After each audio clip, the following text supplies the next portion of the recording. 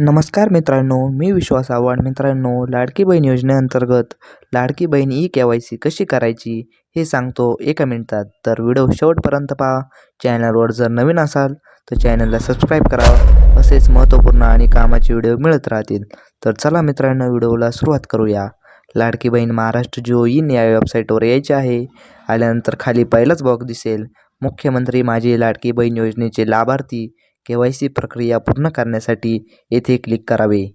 या बॉक्सवर क्लिक करायचे आहे. क्लिक केल्यानंतर अशा प्रकारे पेज ओपन होईल.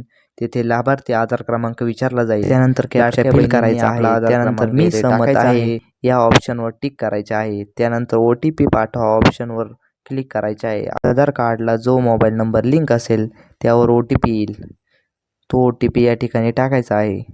OTP टाकल्यानंतर सबमिट या ऑप्शनवर क्लिक करायचे आहे. क्लिक केल्यानंतर अशा प्रकारे पेज ओपन होईल. तेथे वडिलांचा किंवा पतीचा आधार क्रमांक टाकायचा आहे.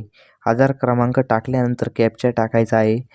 मी सहमत आहे या ऑप्शनवर टिक करायचे आहे. OTP पाठवा या ऑप्शनवर क्लिक करायचे आहे. पतीच्या किंवा वडिलांच्या आधार कार्डाला जो मोबाईल नंबर लिंक असेल त्यावरती OTP येईल. OTP आल्यानंतर या बॉक्समध्ये टाकायचा आहे.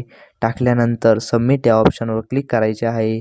क्लिक केल्यानंतर अशा प्रकारे वडिलांचे पतीचे नाव दाखवण्यात येईल. या ठिकाणी जात, प्रवर्ग, त्यावरती आपली ST, OBC कोणती जी कॅटेगरी असेल त्यावर क्लिक करायचे आहे. येथे पहिला ऑप्शन होय करायचे आहे व दुसरा ऑप्शन पण होय करायचे आहे.